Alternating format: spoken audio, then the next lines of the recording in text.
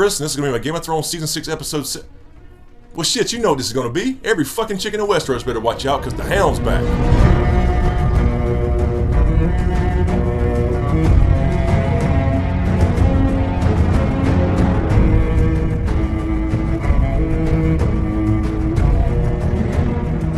Alright, let's jump right in. So we start off at the Quiet Isle, or wherever it's supposed to be, somewhere in the Riverlands. We have the Broken Man, the Hound. He's back. He's been living apparently the last couple years with this little community. And this is kind of similar to the books, although we haven't verified it's the Hound yet. But Ian McShane is playing the elder brother, or Septon Merrybald, or a combination of both, whatever. But basically, he's been living there trying to escape this violence. And they did a pre-intro scene here, which is very rare for Game of Thrones, so you knew it was going to be something special. And this scene didn't even look like a Game of Thrones episode to me. I mean, it was so damn beautiful, and you had a nice vista in the background, people working with each other and eating together versus killing each other. So it was very, very cool to me as far as this scene goes, and it was a gorgeous location as well. So I'm really digging this. We all suspected it, but now he's back, and we'll see if he ever makes it to King's Landing for Clegane Bowl. And speaking of King's Landing, we head over there, and Marjorie is playing this game, and I'd said this the last few weeks. I didn't believe she was buying into this, and they finally proved it. She handed a note off to Lady Olenna, the Queen of Thorns, and it was basically her house sigil, the rose, just basically saying, you know what, I'm still a Tyrell. I'm not really buying into this shit. I was looking at the picture thinking, you know, is there something in there, some hidden meaning or a little message scribbled in the lines of the rose or something? But really, if you think about it,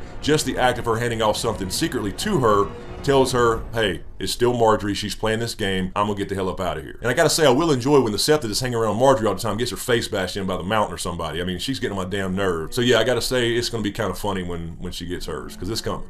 So then we head up north to apparently Stannis' old camp, because Davos was talking about this is where Stannis chose to camp before heading to Winterfell because it was a strategic location. So eventually he'll find that pyre that Shireen was burned on, and that's not going to go down well. It was interesting that Mel's been notably absent for the last couple episodes, and I wonder where she was. Was she just like hanging out in a tent somewhere taking a nap? But anyway, they head around to the northern houses. Apparently they already have the Hornwoods. Obviously they have the Wildlings because Jon talked him into that, and Tormund as well. And then one stood up and said no. So all the Wildlings pretty much fell in line after that. But then they headed over to House Mormont, and this was the scene of the show for me. Maybe this and the Hound combined. Lyanna Mormont, the 10-year-old girl, and she's got some damn pep in her step. And if you don't remember, she's the one back in season 5 who wrote Stannis the letter back when he was trying to gain support in the north to go overthrow the Boltons. We only follow one king in the north, and his name is Stark. So she's the little whippersnapper that wrote that, and she is a badass. I'm gonna tell you right now, I really dug her. And they also had this beautiful shot of Bear Island. So we did get some great vistas and scenery in this. You saw Bear Island, you saw River Run, you saw the Quiet Isle, or the area in the Riverlands where the Hound is back. So they really went out of their way to show the beauty of Westeros when there's not a bunch of war going on. Anyway, House Mormont agrees to help the Starks, and it provides about 62 men. So they're pretty much screwed right now. They basically had the same size army that Stannis did, and we know how that went down, because they did stop by the Glovers, and the Glovers basically told them to fuck off. That they supported Robb as king of the north, but then where was he at when they needed their help when the Ironborn came in? And by the way, that is the seat of House Glover, Deepwood Mott, and this is where Yara or Asha in the books actually took over as far as the Ironborn when they did their little raiding in the north. But again, the scene with Lyanna Mormont was great. It took Jon and Sansa both trying to talk her into it, but it took the master negotiator Davos to step up and say, you know what, I identify with you. You never expected yourself to end up being the lady at House Mormont at such a young age because I was this and that, and I became a knight and all this good stuff. So he connected with her, and she said, okay, we're in. So they're shit out of luck right now. They don't have a big army, but Sansa did call in a favor and wrote a letter, and I'm assuming it's the Littlefinger here to say, you know what, I need that favor. You're gonna have to bring the army of the Vale up here and make it quick. And then we head back to King's Landing, and Cersei comes up on Lady Olenna, and she lets her have it. She tells her she's a piece of shit. She's the worst person she's ever met in her life, and she really hammers it home. And Cersei is looking bad. She's starting to get desperate here. She's even reaching out to her enemies who she absolutely hates because she feels so alone. I don't buy the Cersei plot that she's got Tommen playing this game with the High Sparrow. I think he bought it hook, line, and sinker because he's getting played from the High Sparrow and from Marjorie, and Marjorie's not even letting him, you know, get up in there to produce an heir. But there was one interesting line here when she's cutting Cersei down, and Lady Olenna says, what are you going to do, kill them all by yourself?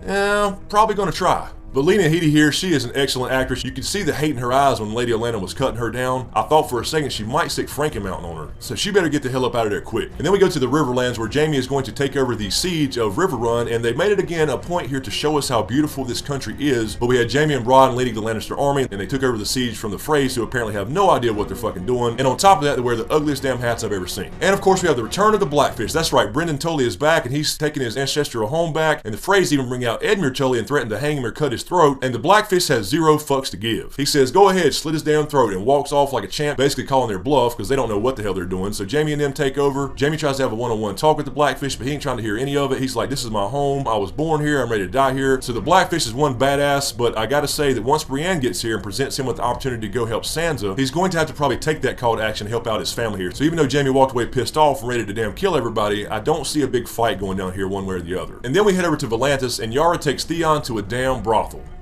Come on, give the man a break. I mean, he probably got a phantom, would he?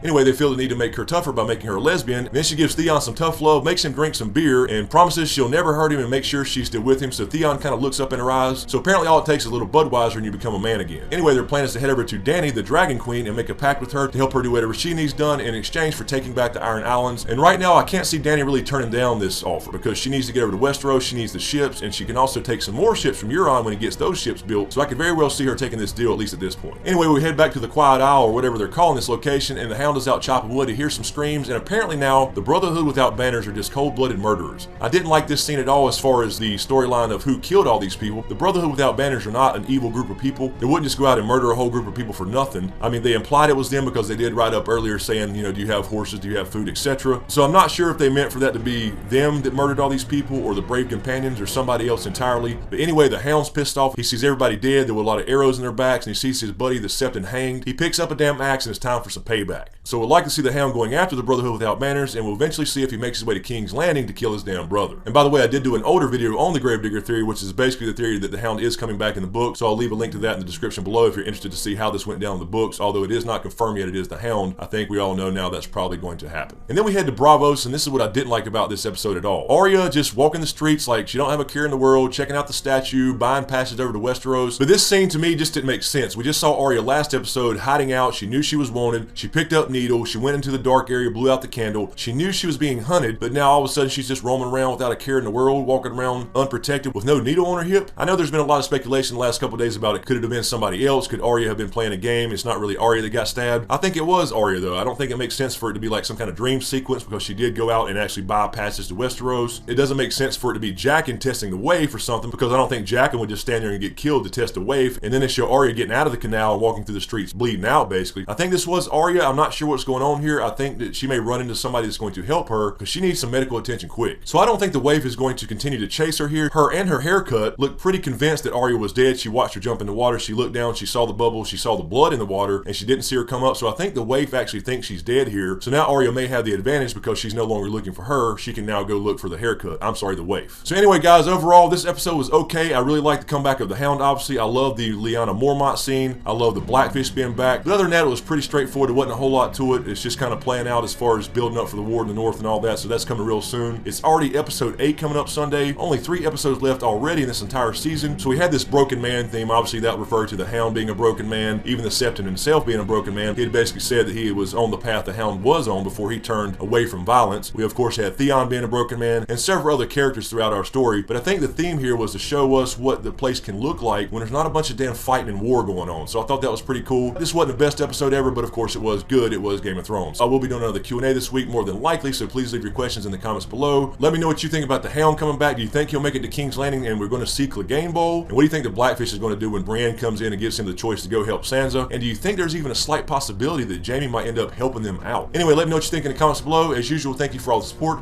Be sure to subscribe to get everything. Thanks for watching, and we'll see you next time.